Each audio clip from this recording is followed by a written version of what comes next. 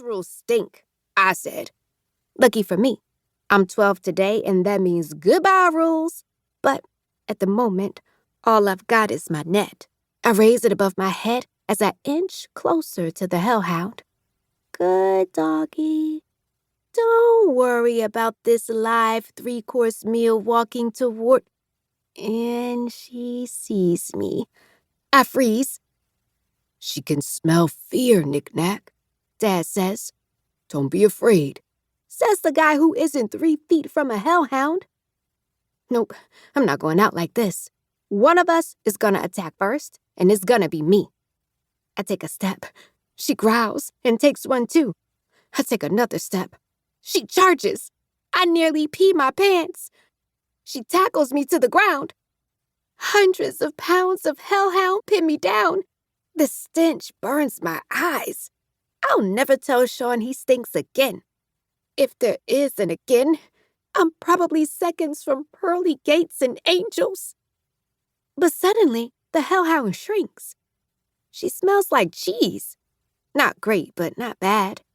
And instead of biting my head off, she licks my face. The woods dissolve, revealing my backyard. And that fire-breathing gigantic hellhound is a tail-wagging little hellhound pup.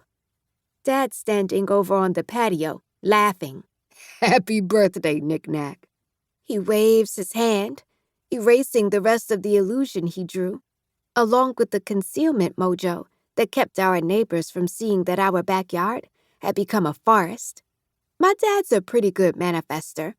He managed to make this furball look 10 times her size. In reality, she's no bigger than a shoebox. I wipe her warm slobber from my cheeks. Is she mine? I'm not saying names, but somebody has been bugging me for a hellhound or a dragon. Since the dragon ain't happening, a hellhound it is. I grin. See? I knew you'd get the hang of things. You may want to hold off on that celebration, Knick-Knack. Please believe there are rules if you want to keep this pup. Name them. Dad raises his eyebrows. Who are you? And what you done did to my kid? Because the Nic Blake I know hates rules. Apple? I point at myself. Tree. I point at him. He laughs. Touché, Miss Blake. What are you guys doing? Dad and I jump. JP, Dad says with a deep breath. Good morning to you too. My best friend peers over the fence that separates our backyards. JP's only the second friend I've ever had in my life. The first was this girl, Rebecca, who was in my homeschool group in Atlanta. We bonded over Oreos. I thought I'd never have a friend like her again until JP strolled along. When I first met him, he wore a dress shirt and bow tie like he was ready for church on a Sunday instead of 4th grade on a Tuesday. Nobody forced him to dress that way either. JP just likes bow ties. He held his hand out and said, I'm Joshua Paul Williams. You can call me Joshua Paul. We call him JP. Sometimes Pastor JP because of the bow ties. Plus, JP's dad is a preacher.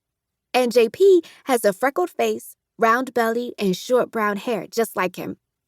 JP's the only black kid on our street besides me. But that's not why we're friends. JP's the one kid who doesn't think I'm the weird homeschooled girl. Also, I'm not 100% sure JP could survive without me.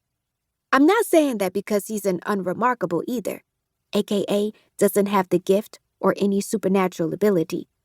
Mostly everyone around here is unremarkable. I'm saying that because he's a hot mess. He adjusts the holder straps on his glasses. Sorry I scared y'all. My mama says I'm sneakier than a snake in slippers. Snakes don't have feet, I say. Yet I somehow get what she's saying, Dad adds. How long you been standing there, little man? JP shrugs. Not long. Thing is, a majority of unremarkables don't know about the gift or know that remarkable creatures really exist. On top of that, they can't see that stuff. But illusions are so powerful that they're the one remarkable thing unremarkables can see. Luckily, the concealment mojo should...